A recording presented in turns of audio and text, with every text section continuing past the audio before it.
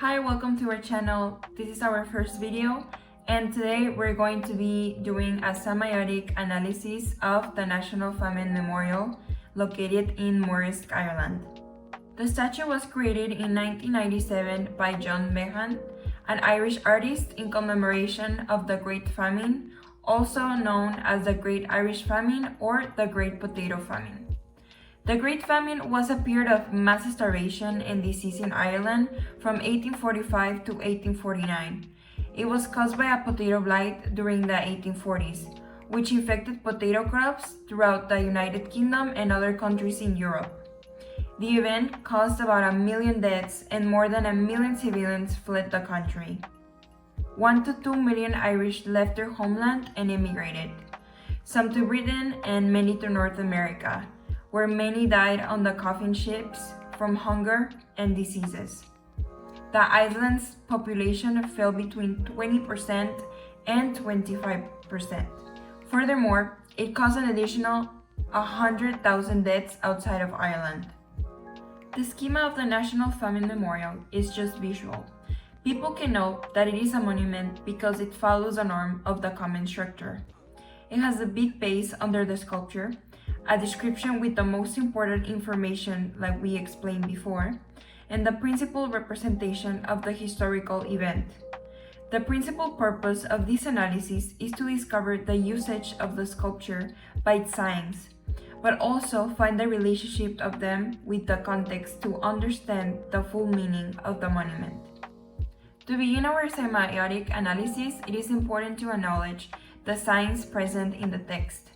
First of all, following the concept of Gerald Jennett, the shape works as a hypertextuality of those who were used in that period of time, and we can know that because of the shape. But there are some differences that reveal more about the meaning of the sculpture, like the masts without the sails. The shape created works as an icon of a cross, which is usually seen as a symbol of death by cultural conventions.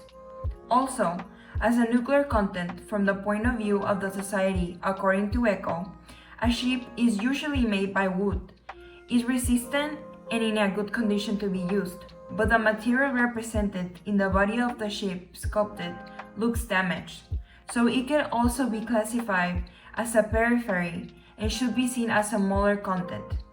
Because of the alteration, we need to see more than just the perceptual recognition. It gives us a clue that the reason of the alteration needs a different and specific context. A reason why the shape looks incomplete if we connect the dots of these signs and classifications with the history. We can infer that the state of the ship, the crosses, and the damaged wood are a representation of the death of millions during the Great Famine, especially because a ship cannot travel without sails, and based on the history, a lot of people starved to death trying to go to another country. We can also find intertextualities with other sculptures of the time called Famine Commemoration Day, which talks about the famine walk in the sculptures that were made from 1845 to 1850 in Dublin. We can see a resemblance in the facial expressions that the sculptures are making with the skulls in the ship.